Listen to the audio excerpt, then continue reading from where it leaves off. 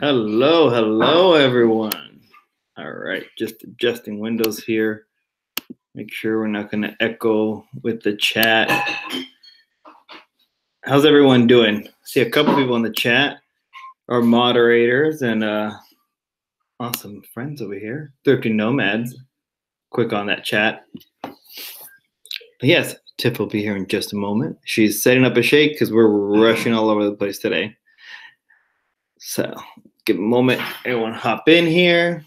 See, you guys see me loud and clear? Ooh, Joe's computer is in here.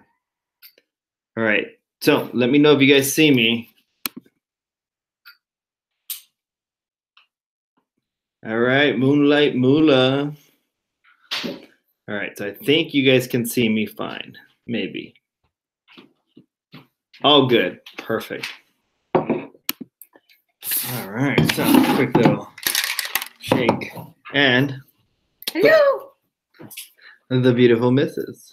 Oh, I also just got stabbed by a shrimp. So that's also why it was taking so long. The shrimp was not alive, but even from the frozen depths of our freezer, it attacked. I knew I was going to eat it. It didn't know. So, how's everyone doing, though? Let's see. Got a few people in here. Today was like what I always call Shipping Monday. I'm sure you guys saw there's plenty of highlight reels of shipping. Us included. I put one in there, too. It was a pretty good weekend. Everyone have a good weekend in sales? Let's see. Sorry, the chat's a little bit on the slower end here. But we will keep going. Let that catch up. So today's thing, we like to talk about health, a little bit about our personal stuff that we're going through, doing, and of course, reselling. So I think the first one we'll do right off the back is our progress in 75 hard. So we talked about it last Monday. Before I forget, if you guys are watching this later on, just so you know, we're talking to live people in the chat. Also, if you haven't already, subscribe and hit that bell. And yeah, if you had, like she was saying, sorry. Oh, that's okay. So last week, I think it was. Yes. We were talking about 75 hard, and we're doing it with Thrifting Nomads. And it's a challenge that is not just fitness related, but more mental toughness. And it means that we are doing 2 45-minute workouts a day. One has to be outside. We're doing a gallon of water. We're following a specific diet plan. Ours is intermittent fasting, reading 10 pages of a nonfiction, motivational, self-help, entrepreneurial book a day, and then taking our progress pictures on a daily basis. So we have been on that water. Oh, and yes. We've been peeing like crazy and feeling very hydrated. Yes. So part of the thing with the first round of this that I felt is we were eating out a lot. And then also, since we knew we were going to do this, so let me move this way a little bit there. We went out and got whatever snack craving we wanted to get out of the way. We got it out of the way. Well, all that is full of preservatives, which means a lot of salt. So when you're drinking a lot of water after a high sodium meal, you go from retaining water to all of a sudden peeing every like 20 minutes. Yeah. Pretty crazy. But it's been good though. I mean, we've had hard days where we're just tired, sleepy. Intermittent fasting has changed our diet, so our energy levels are all thrown off.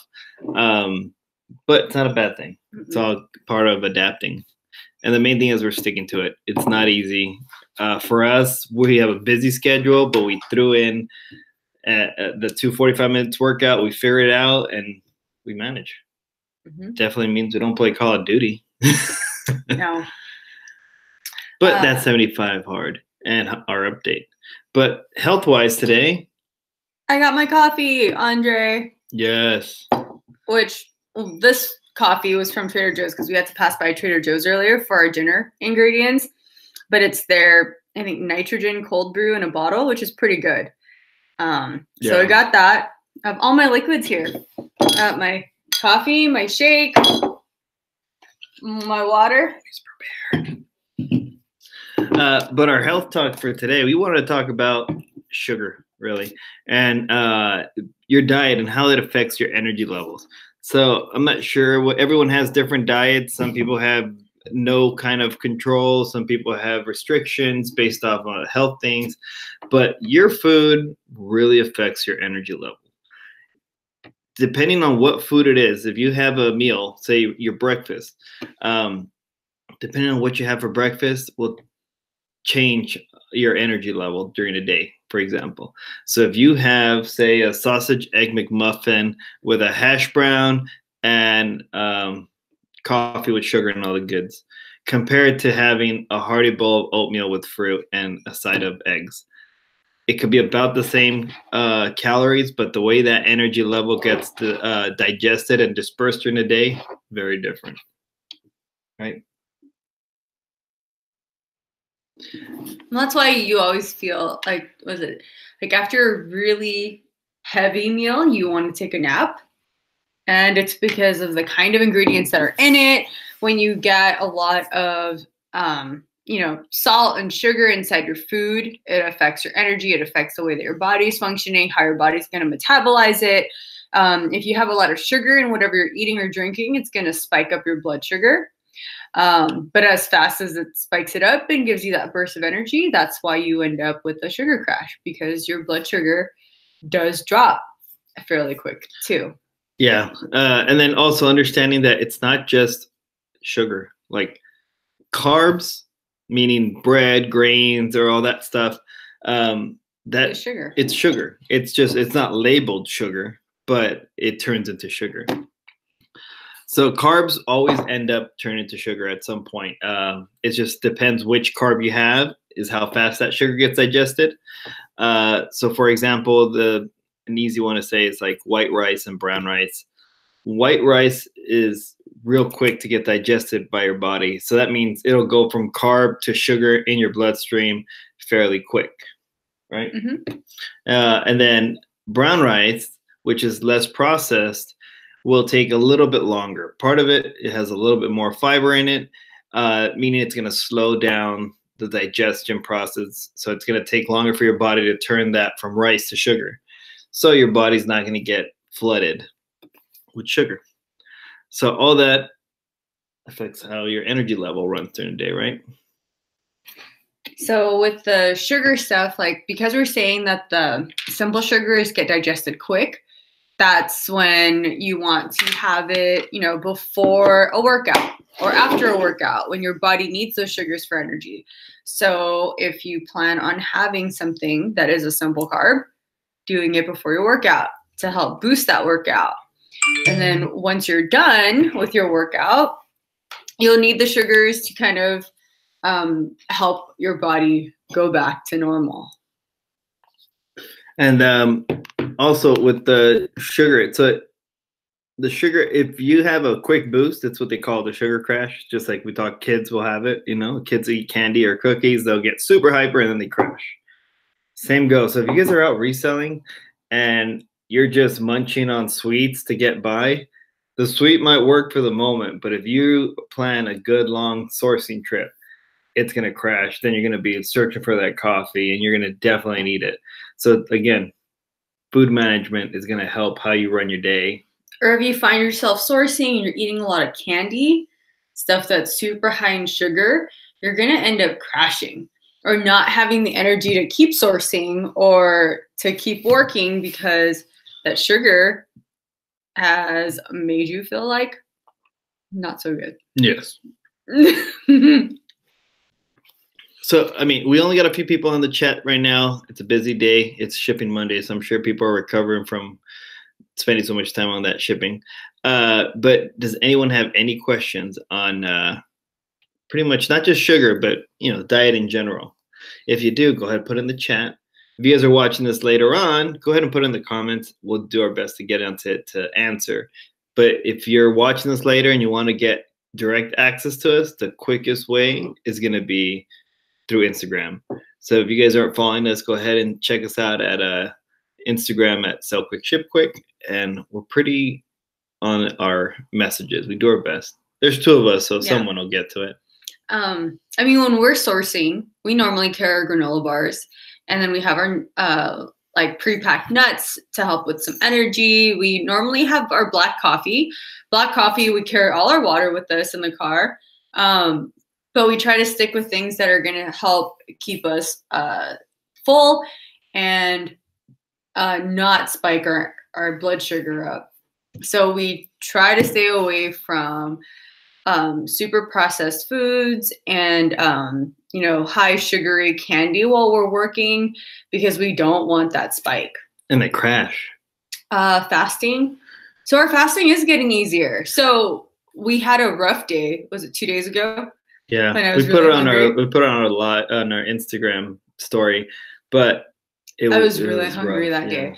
But the night before, we didn't have our We've been trying to end our nights with a protein shake at the end of the night, casein specifically, because that's the slow digesting protein. And we did find that having the casein shake at night helps keep us full the next day, and we don't wake up super hungry. We accidentally did our own experiment, because that one day I forgot what we ate, but we were kind of full.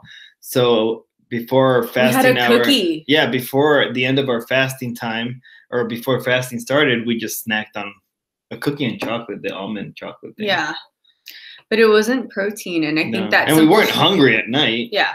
But yeah, like we said, that simple sugar just activated our digestive system while we're sleeping, and yeah, we got hungry early that day. Okay, so intermittent fasting, there's different ones. If you look it up, there's different ways that you can do the intermittent fasting. Some people will fast for 2 whole days, where they don't eat anything except drinking 0-calorie drinks. So that's water, unsweetened tea, maybe black coffee for 2 days, and then they'll eat regular for a few. There's different time periods too. Like some people will do 12 hours on, 12 hours off. For us, we're doing the traditional intermittent fasting. That's 16 hours without eating food or consuming anything that has calories in it. And then we'll do 8 hours on. So currently we are on a 4 p.m. to 12 a.m. eating schedule. And it's really late because we stay up so late. So we normally have our last protein shake before going to bed, but we don't go to bed until 2 usually. 2, yeah, really. Usually around 2. Ever get to bed before 2. So then when we wake up in the morning, we pack all our water before we head off to work. We pack all our water, and then we make black coffee, no sugar, no milk in it, to take with us to work. And then we won't normally eat until after our workout. Yeah. Real quick, there's our party people there. Hey, Jenemy. But in terms of water, so I know people have a hard time figuring out, we're doing a gallon a day. It's suggested really for most people. Maybe not everyone, but most people. But the way we make sure we get it in, we have a collection of water bottles. So we each fill up pretty much the equivalent of the gallon in ounces in water bottles. And we know we need to finish these water bottles. Yeah. We just know, like, as long as we finish these water bottles, we're going to be okay. That's how we manage that part.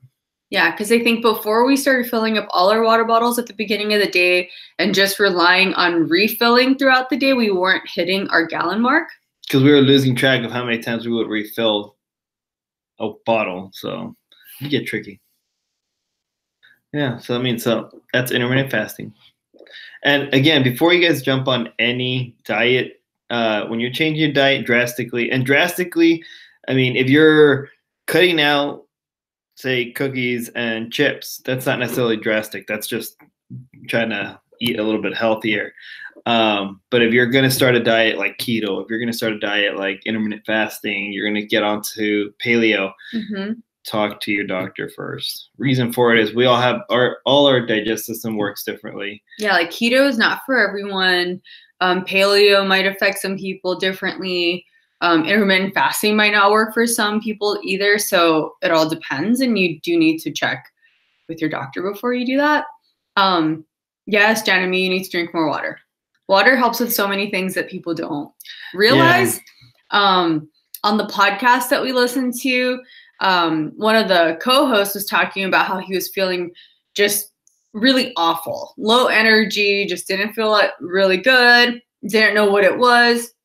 Other co-hosts told him you need to drink more water and stop drinking coffee and stop just loading up on non-water beverages.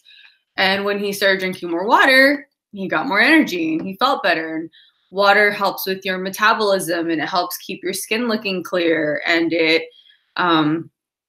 helps just with everything. Yeah. And that's the main thing is like, I know people are like, oh, does water give you energy? It really, the water itself is not going to give you energy. There's no calories in it. It's the water helping your body metabolize the food. So. And then also when you're dehydrated and you work out, you don't recover as quick. So the water helps you recover faster and not stay as sore after working out. Yeah. And I mean, I like feeling soreness after work, you know, but soreness means I feel that I did something, but I don't care to be basically feeling disabled because I can't walk upstairs for very long. So that happens to me from time to time. But again, chugging on water helps get that going, and obviously moving. Yeah. Mm-hmm. So again, if you guys have any diet questions, you guys can put it on the chat there, or you guys could always message us. But moving on to our reselling roller coaster. So we've been real busy. Part of it is my mom was in town the last few weeks. But when she's in town, the room that we have set up where Tiff takes all her pictures and does all her measurements, we flip that into a bedroom for her. So you didn't have access to that. No, so we've been thrifting, we've been sourcing, like we have the space to take pictures of these things. And I think I had over 200 items to photograph. But besides the 200 items that I needed to photograph, I had inventory that was already photographed, measured, and bagged. But we were so busy with, you know, doing family things and then busy with work, we didn't actually get to list as much. And then there was the eBay change. Officially good till canceled took over, right? We were already doing good till canceled, but I mean, when anything changes in any platform, I mean, outside of eBay, even looking at Facebook, anytime they change a major policy, security measure, you lose it. I think a couple of weeks ago we lost Instagram for a day, and yeah, that was terrible and sweet at the same time. Mm-hmm. Kind of did more work when there's less Instagram. But hey, we got more people on here. But we didn't get to photograph. Super busy. Then you had a lot of like rental property stuff last week, different appointments. So we didn't get to list. Yeah, I haven't listed on my part. I've listed 1 or 2 items here and there. I've gone through to edit a couple items. Yeah. But that's why, I don't know if you guys remember, if you guys follow us on Instagram, I put up a lot of polls and whatnot on our story. But I asked, like, you know, our sales were dead. We went from great sales to, I think that day we technically had 1 sale. But I asked the question, do we blame eBay or do we blame inactivity? Inactivity? And in all honesty, it was inactivity because I hadn't done my part. She's always doing something and killing it. But no, I had like days where I didn't do anything. Yeah. Yeah. So we ramped the activity this really was Sunday. Yeah, I think on Monday I put up 3 listings across 3 platforms. No listings Tuesday or Wednesday. Put up a few on Thursday. Nothing Friday or Saturday. And I think our sales really showed that it was inactive. And also we haven't been, you know, we talk about readjusting the prices and items in the stores, and we haven't really done that. No. We haven't really adjusted much or gone through and like bulk edited the prices. Yeah. But I did keep track in my planner. So on here, I keep track of how many listings I do a day. And yesterday, I have one too, but it's not as pretty or as filled.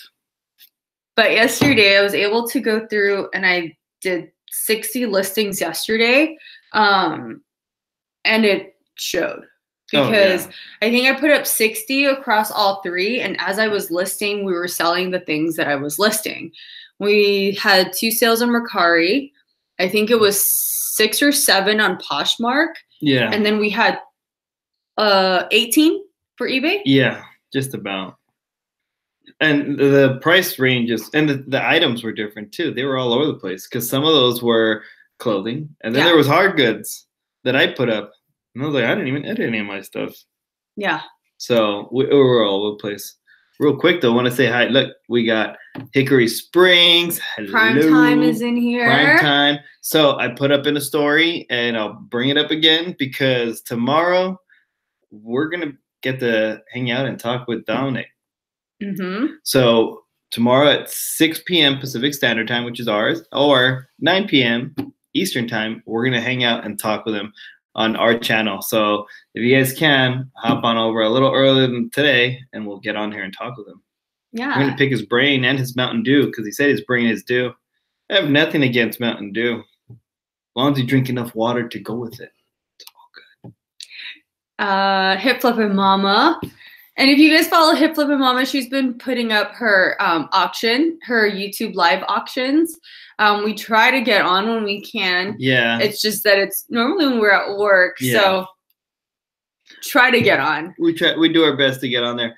But if you guys are looking for some goods, hop on there and you might find something on a live auction. And Val's in here. Yeah, sad thing about being a reseller. You do need to take a couple of days off, and sometimes it affects it. But Loretta on Reseller, she's like, if you list fire, eBay needs fire items. So I definitely did see a difference in the things that we're selling. I think I've been trying to learn more brands in clothes because we do sell a lot of used clothes. And I've learned more, getting better at comparing comps and making sure that I'm not just picking something up because there's 1 or 2 comps that look good when the majority is not. Or because we picked it up in the past and it worked in the past. So something that I picked up a year ago might not be the same as today. And that's something that we're definitely learning and making sure that we do review comps on items before assuming that it will sell just because it sold a year ago. Yeah, I mean, we've definitely seen prices drop on a lot of really popular items from when we started. When we started a year ago, I was on YouTube all the time, listening to people trying to learn brands. We were picking up, what everyone knows, the Tommies, the different Tommies, Hilfiger, Bahama, all that stuff. And even though some of that stuff still sells, it's very specific items. Yeah, I've heard Rally Roots talk about it. They're awesome. Their videos and lives are always great and fun. But they've talked how they are now coming down to picking up like less than 5% of the Tommies they find, either Tommies, because the market is not there for it right now. Who knows? Maybe down the line it might come back. Yeah. But right now, unless it's very block colored or something very. We had one really fast Tommy Bahama sale, but it was 100% silk and it had these big giant pineapples all over for the print. And it was on the Pantone color of the year, which is coral. So that one sold really quick for us. When we go out, we have Tommy from almost a year ago. Yeah. That just is sitting there. Because we didn't get a good color. And we've been leaving behind PFGs, right? PFGs were super big when we came onto the reselling world a year ago. And we were picking them up and flipping them quick. Yeah, too. We were flipping them quick. Some of them were not in the best condition, but people still wanted it. And we sold some with like permanent stains. And they went. Yeah. But even the big sizes, the plus sizes, 2XL, 3XL PFG shirts, we found some, looked at comps, they just didn't do that well. They might sell over time, but we're not in it for the storage business. Yes. And if we we're getting to our limit. We got a lot of inventory right now. Yeah, being able to adapt to the market is very important. Checking comps, knowing how to look things up, how to read what you're looking up, making sure that you are open to change, open to learning, open to adapting your business to go with the market, because you don't want to be left behind, because people are smart and people will keep changing their business, and you might just be left behind. Yeah. I honestly think there's been talk, people say that, oh, the market for the Tommies has changed because there's so much talk in the reselling. But the reality is, I think there's been a movement where a lot of younger kids now, teens, my little cousin included, they actually go shopping at thrift stores. It's not just a music video. Like, they're actually going to the thrift stores, because we've been outsourcing, and we'll see teens. They look, for the most part, they look like teens, but they're like actually, they're shopping for themselves. They're not flipping. They're not reselling. They're shopping for themselves. So for people who are used to look for the Tommies online, they actually are finding them themselves now at the thrift stores. Yeah. So there's, some of the things that we were picking up, I don't know, besides we did pick up a lot of Tommy in the beginning, Columbia. Tommy, Columbia, a couple of other stuff that sat around. Trying to think. So another thing that we've done to help boost our sales, sharing like crazy and doing offers. So what I've been doing for my phone every day is I put our closet in order of just in, and to mix it up so that I don't see the same items all the time, I'll start all the way at the bottom. Lisa, Kiki's mom, she cracks me up. She calls it her, what does she call it? Her basement? Her Poshmark basement or something like that. Basically, all the items that are way down there from way before. So I'll put it from just in, go all the way to our older items, and start from the bottom up and start sharing and going through and sending offers, sharing offers all the way up. So I'll do that throughout the day.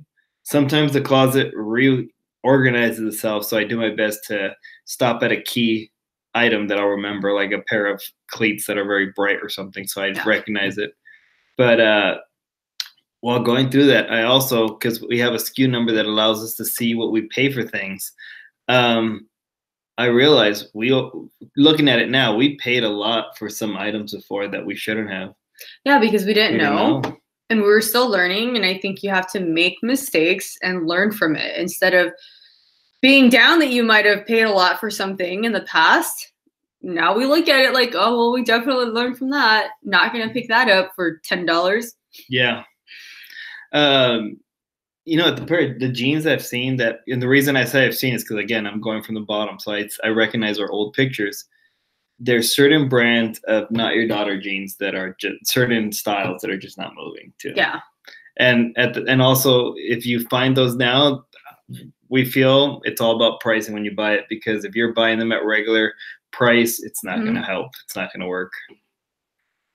We did sell that really quick yesterday, but they were like the relaxed boyfriend. Exactly. The boyfriend style jeans tend to go quickly. And that we don't come across that one too often. No. The ones we come across, I forgot the name of them, but the crop does okay. It's like the Alina crop, and then there's the Maryland straight. Those do well for us, and it's the larger sizes that do good. Yeah. Yeah. Rain Spooner, we sold.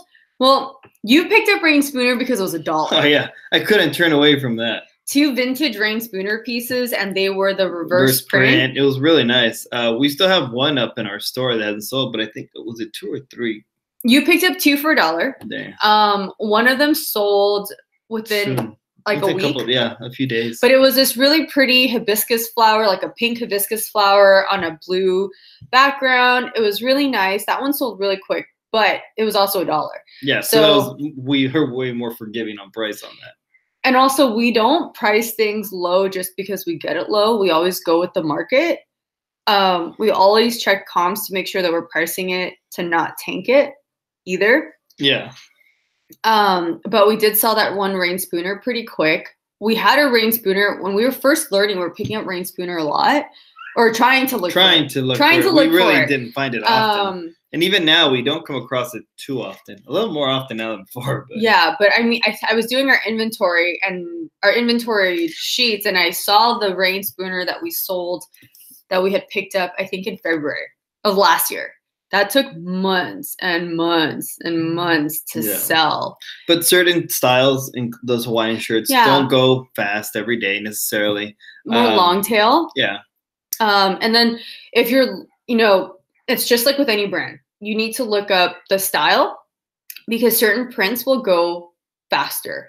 I know we looked at like the Christmas print, and certain Christmas prints are limited edition. They'll go quick. And the rain spooner goes hand in hand with anything else that you see online. Citizens of Humanity is a really expensive brand of jeans. It's a hot brand. When you hear that, you kind of perk your ears. It's a retail is like $228 on average, or like $198 to $228, but only certain styles of those go quick. We'll look up certain Citizens of Humanity jeans, and they're selling at $20, but Hugo found one not too long ago that we just sold for, was it 60? 60, yeah. But it was a specific style. So this is Wasabi. This is Wasabi. This is his butt. But it was the Rocket. Yeah. The Rocket for Citizens and the Racer. Those sold quick. But we've been saying this online and on our Instagram, and you can't just pick something up because you've seen everyone else talk about it. You need to do your own research. Yeah, because you don't know everyone else's margins, what they want, what they are good with in ROI, according to their business model, or what they're paying for things. For pricing, we normally go a little bit higher. So I like to go higher on Mercari and Poshmark. On Mercari, we do free shipping because we'll use pirate ship to ship. And we'll do free shipping on that, and we'll price it a little bit higher. Poshmark, I normally price like $10 above what I put on Mercari because Hugo goes in and does the best offers. And what that helps is if you price too close to the true price, you won't be able to, because on Posh, the minimum is 10% off. And I think it's $150 is the minimum for a discounted shipping. Price. So if you are listing your item on Posh and you can't afford to do that alone, you got to price them up a little bit higher. And then on eBay, I look at what the average goes for, and then I'll normally price it like $1 more or $2 more. I'll look at the quality of the other pictures. If the pricing is I don't know, say something's priced at $40, but the pictures of those items, the same item, is really bad quality, and there's flaws, I will definitely price ours higher. Yeah, I mean, it's same thing with the hard goods. One of the things that we've talked about in the past is our thankful sale of the typewriter. The typewriter had its own history with not being paid for, so I had to relist it, this whole thing. But point is, that typewriter was at good till canceled, and it was the highest priced one, and it sold.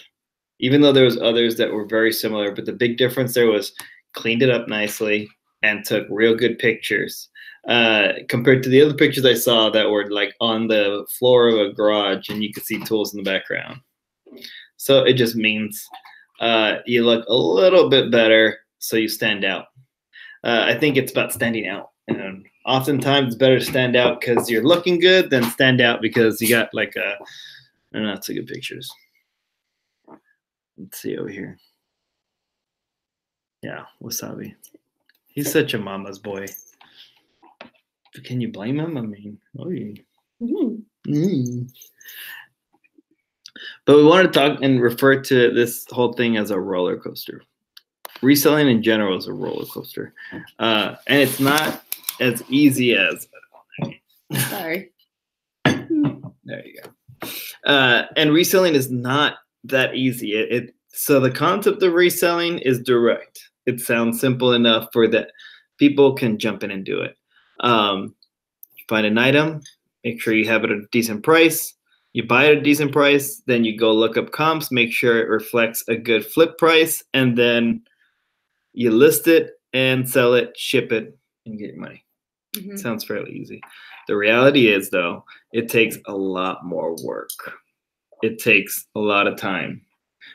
We've talked to family members that have reached out now that they've seen us doing more eBay and reselling in general. Because in case you guys don't know, we do eBay, Poshmark, Mercari, and Amazon. even though Amazon's been on the back burner for a little bit, we do all those. And we also have Etsy, but we haven't really done much there either.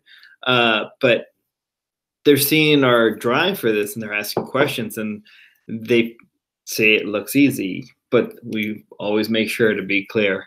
It takes time because we mentioned in a couple times already, when we first started, we were glad we got a sale a week. Like we were getting a sale a week. It was awesome. We were excited.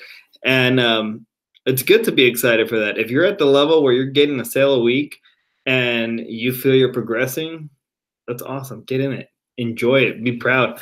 But now, because we, one, have more time, have more feedback now, and definitely have a lot more items than before, we have a lot more sales, more constant. So for us now, an average, I think we've set our goals higher.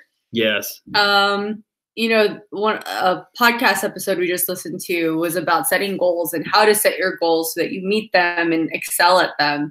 And it was about setting your goals exponentially higher than what you. And it's not necessarily just to plan to fail, you know, like set a goal, you're going to fail. The idea there is, which I understand, is if your goal is to list one more item a day, well, it's not too hard to do. So you'll do it and you'll be happy with it and then settle down on that goal for a bit. Rather, if you aim higher, you'll probably list more. And again, it's based on your model, based on your time frame. We all have different available times. We're real busy. So again, example, this last week and a half, listing was real low. It was really like she would jump in and say, I just got to list something. And she'll jump in and list like 2-3 items. Yeah. But then she had Sunday completely free and dedicated to listing. And how many did you list? 60. Yeah. I listed one. So we did 61. Well, you shipped it all, so. I did ship it all, but I mean, she's a beast. So we wake up usually like 8:30. Yeah. On average, we're trying. So we've been Team Night Owl for a while, and we've put up posts and stories on it. But with how busy we are during the day, we need to slowly start shifting to getting up a little bit earlier. Yeah. So we're starting to try to shift. So right now, yeah, about 8:30 to 9 is what time we get up. We're trying to get it down to 8:30. Yeah. I mean, part of why we're Team Night Owl too is because I have such a problem falling asleep at night. Yeah. I get restless legs. And so if I lay down, I feel like my legs need to be moving. Yeah, like kind of needs to keep walking. Like she'll be sitting down and like her legs bug her, so she ends up, you know, cleaning the house. Yeah.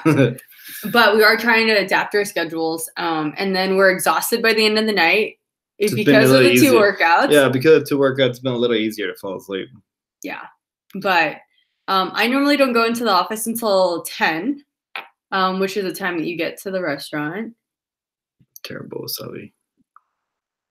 Our animals are just a big pile of distraction. Hi, buddy. Hi. There you go. He's my listing buddy. He is. He sits on my lap. And all the stuff is already in bags, so it's not going to get cat hair on it. Yeah, so you want to explain your listing process on how you go about? So it's usually Friday that I do all my photos. So Friday, I'll hang things up, take pictures, measure, bag them, and then I'll put them in a bin, leave that by my desk, and then when I get the chance, I'll go in and list. So everything is already bagged and put away so that by the time you get to the office when you're listing, it's all bagged up nice and clean. And then the cats are not allowed in the room where I take pictures. That's like our sterile room for a few reasons. So first big reason is that's our inventory. Keep them out, close the door, constantly vacuum and clean that room up to make sure we have clean clothes, because you don't want to send somebody a shirt that's full of cat hair or pet hair. I mean, we all have pets or children or just yourselves.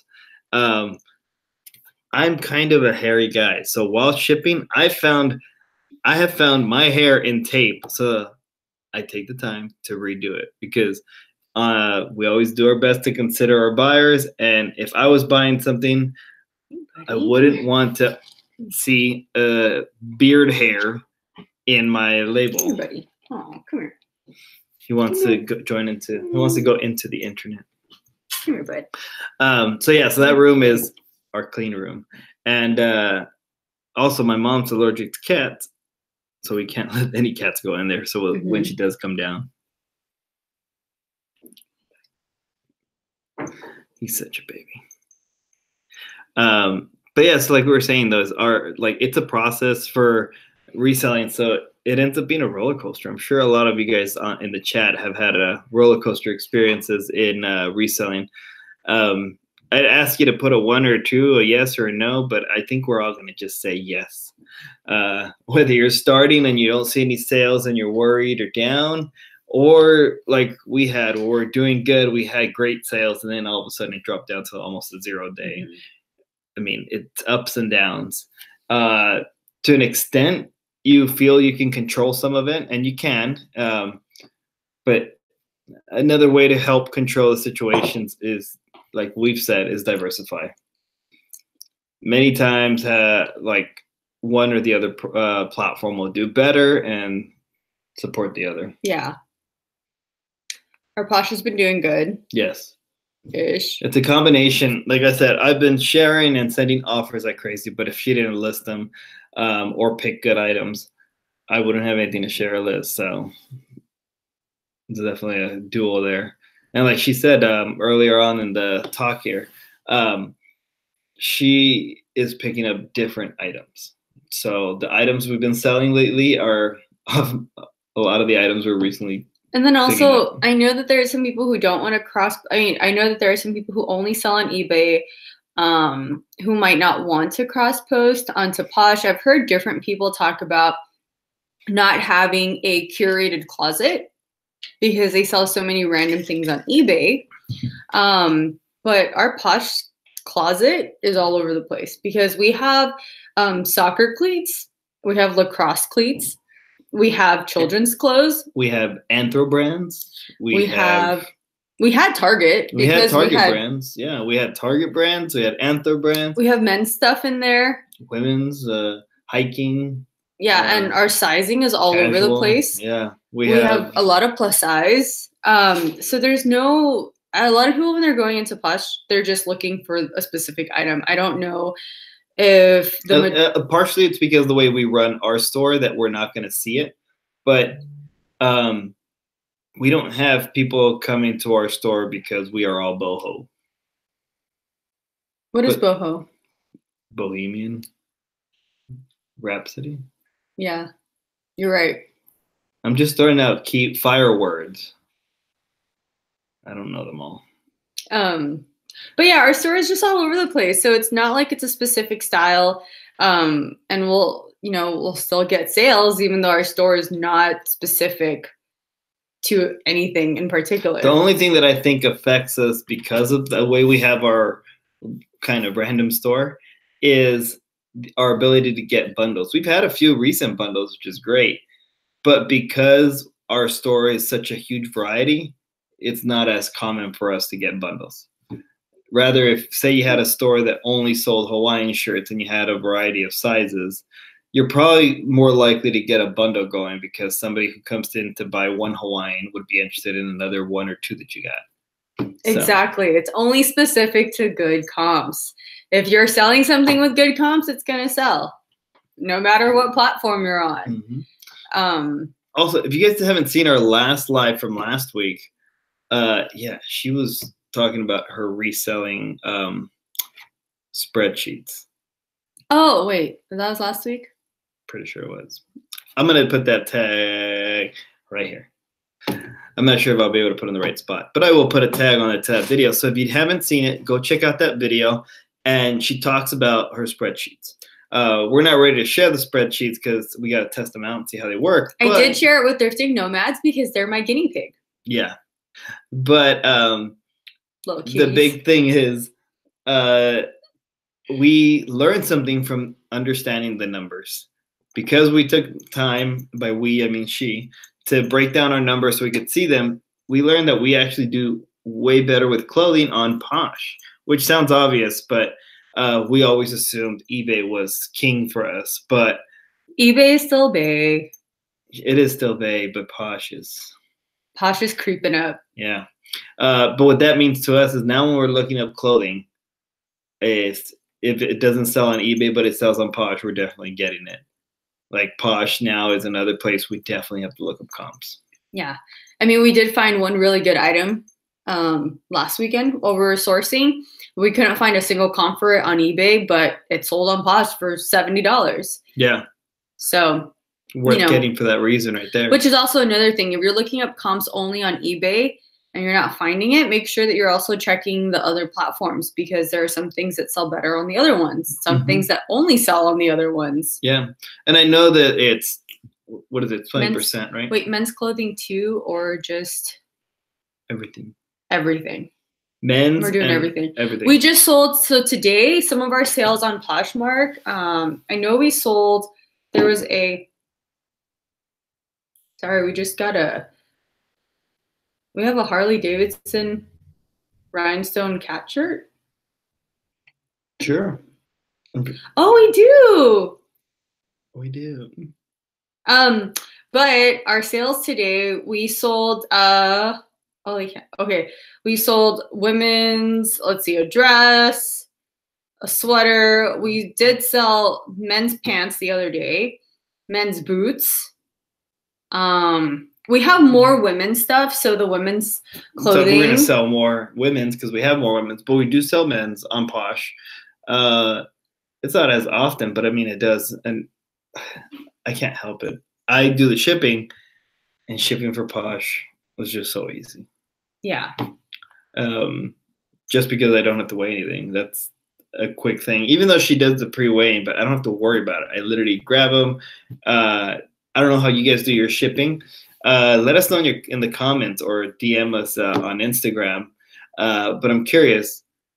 I don't know how you guys do your shipping, how pretty you do your shipping. But with us, I put it in a nice poly bag. That we get from You Pack and Ship. Great company, by the way. And then I put that poly bag inside a flat rate envelope, or it depends on the size. Yeah. Joe's Computers. So I would like to make my spreadsheets available. Yeah. I'm just trying to tinker with it. So what I did was— It's your first time doing it. I mean— Yeah. I mean, what I did was if you want a sample one right now, I would suggest going to Not Your Dad's CPA. If you go to Not Your Dad's CPA, or you Google him and you Google Not Your Dad's CPA spreadsheets, you'll find the link, and he has— I'm going to put it right there. Oh, yeah. So if you look it up, he has different versions of the spreadsheets, and one of them is if you sell on one platform. Another one is for multiple platforms. And he has one last one, but I can't remember what it was. If you go in there, you can download and make a copy of his Google spreadsheet and use that. And it's neat because it does automated formulas. For me, what I did was I pulled from his, I got the idea from him, and I made my own because I added in more columns because I want to track other things that weren't accounted for. So on my spreadsheet, it accounts for shipping costs, the eBay or the platform fees. And then I got the formula to calculate net and not only gross. And then I also have a column in there to indicate if this item had been returned, so that I can throw in add the extra cost from the return into the cost of goods. Yeah. And that's because if it does have an extra cost in the return, a lot of our clothing items, especially if they're under £1, we do have free return. The plus side is it makes us very competitive. Downside, if we get a return, we have to remember it sucks. But we just have to remember to add that into our costs. So when we price things, we always make sure to keep that in mind. Yeah, so I mean, that's the spreadsheet right there. But again, the most important thing that we learned from that spreadsheet, in the little bit the information we already have, is we gotta adapt. eBay is bae, but we need to adapt to make sure we're safely setting up our things. Because if we put all our, all your eggs in one basket, I'm clumsy, so I dropped that basket. Yes. Okay. So, the way that Not Your Dad's CPA has his Excel sheet set up, on the platform column, you can click on the little drop down arrow and you can click on which platform it sells on. And then there's another spreadsheet that's attached, and it'll pull all the info from that spreadsheet onto your main spreadsheet, and then it totals everything per platform. So the way we were doing it before, I had to manually calculate it, and that's why I looked his up. So if you go and you Google it and you download his, just to get an idea of how it works. Yeah, there you go, Thrifty Nomads. They put it in. See, that's why we have a moderator. Because they're great. But yeah, Joe, if you click on that link and you get that spreadsheet, direct messages on Instagram and see how that works for you. See if you like it. Yeah. Because again, it depends how you run everyone's business is different. Just what we say, how you run your store and manage your sales, that's what works best for you and your circumstances. In our case, she does detailed, each item's price gets recorded, what we buy it for, to track individual pricing and profits. While I know others do, what do you call it again when you get the average? Yeah, average cost of goods. So her spreadsheet that she got set up, it's a giant database of all our inventory on one sheet, and then you just got to go through one item at a time so that that sheet works. So if you do average cost, it might work out differently for you. Well, Not Your Dad's CPA, I think his is, he does have an average on there. So he has one where if you input everything, I'll just do an average based on, you know, however many items you got from that one trip. So if I went to Goodwill and I picked up 30 items and they all ranged in price, but I paid a total of $50 for all 30, which is ridiculously low, but then they would just get the average for all 30. Yeah. But we have to go and get in our second workout. Yes, we do. That's up next. It's going to be a night urban hike. It sounds funny, urban hike, I know. But the streets around us are pretty intense hills and unpaved sidewalks in some cases. So it's uphill. Yeah, it definitely takes us a while to go up those hills sometimes. But it's quality time, which I appreciate too. So we're going to go do that next. But I do want to remind you guys, so if you're watching this later on, you'll be able to see the video after. But tomorrow we got our live with Primetime Treasure Hunter. Dom. And we're going to talk about reselling, but really I'm going to ask, I still got to work on a few questions. I'm going to send them over to him so he's prepared on what I'll ask. But I'm curious to see more than just what he sells and how he sells, because we've all heard that. I'm curious to see like why he sells and his personal touch into selling. So we'll talk a little bit about that, and we'll probably share a little bit about how we influence our own style. So everyone has their own style. So I'm curious to find that out with him. And we are going to work on getting more people to do interviews. Another fun thing we're going to work on, I'm putting this out there because we're going to have to do it. William, you're in there, Thrifty Nomads. We're going to do Spanish live. For reselling. So there's content out in Spanish, and I know we're talking to everyone in English here, but there is Spanish content out there, but I feel it's just different coming from us a little bit.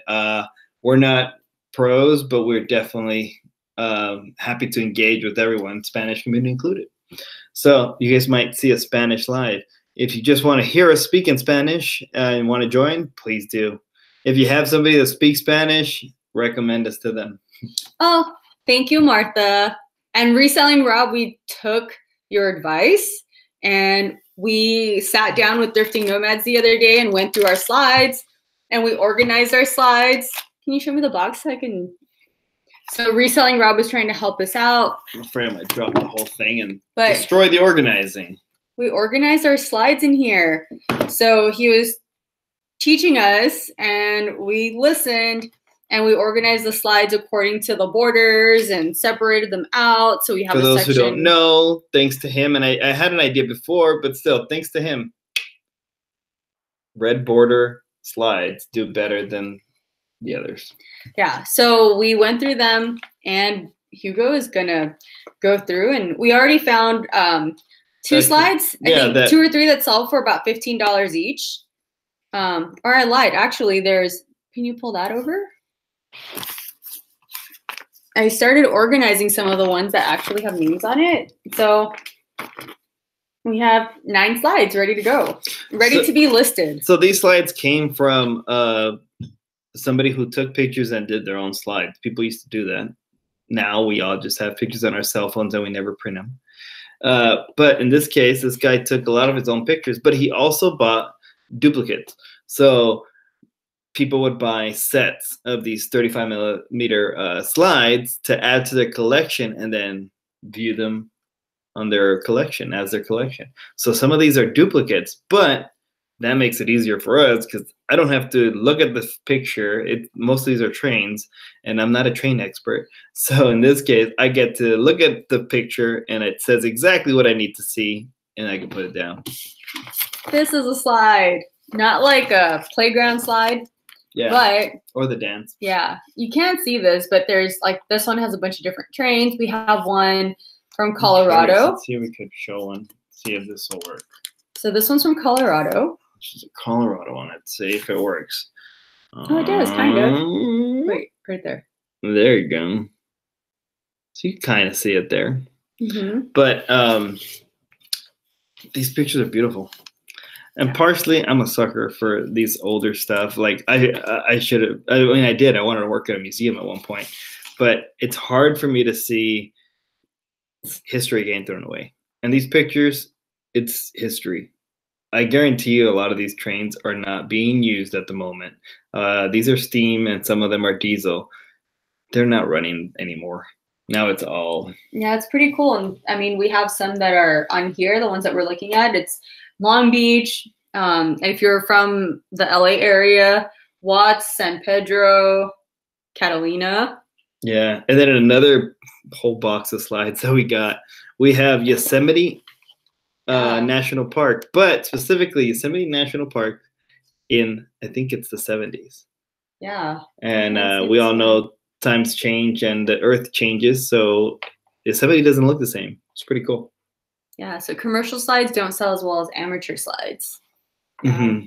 And part of the reason is the amateur slides are actually one of a kind. And that's what's crazy, because the pictures this guy took, nobody else took it from that angle at that time. This house we went to for an estate sale, this man loved trains and photography, so obviously connected them. But he put on his things. He would travel to Bakersfield. If you don't know, that is north of LA. Yeah. But he would travel out there just to watch trains drive by and take pictures, and then drive back. So his love for the trains is what got him in photography for this, and nobody else has these pictures. Yeah. They have similar pictures of the same train in the same place, but not the same angle. So that's what makes things a little special. Yeah. Joe's computer's got a shoebox full from his father when he passed, and he was in the Korean War. Wow. So, I mean, that's up to you if you want to sell those, but I mean, that's amazing history right there. Yeah.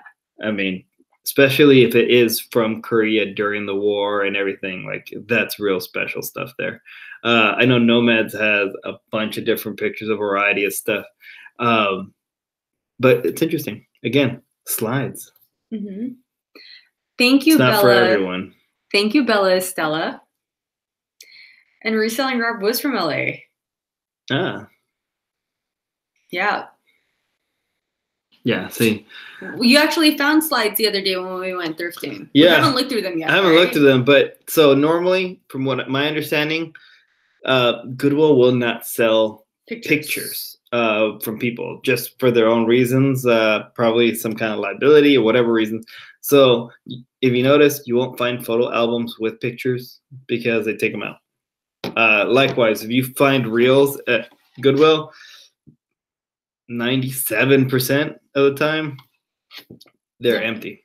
But in this case, I found a full one I don't know why, but I took them. So we actually have 3 of those that were full from a thrift store. So that was pretty interesting on its own. All right, everyone. So we are going to hop off. But again, catch us tomorrow at 6 p.m. Pacific Standard Time or 9 p.m. Pacific Standard Time. We'll be with Primetime Treasure.